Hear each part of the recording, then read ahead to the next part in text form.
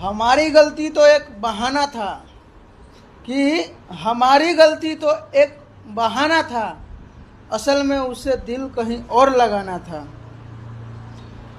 कि दिल जे बनावल उ पागले नु होई,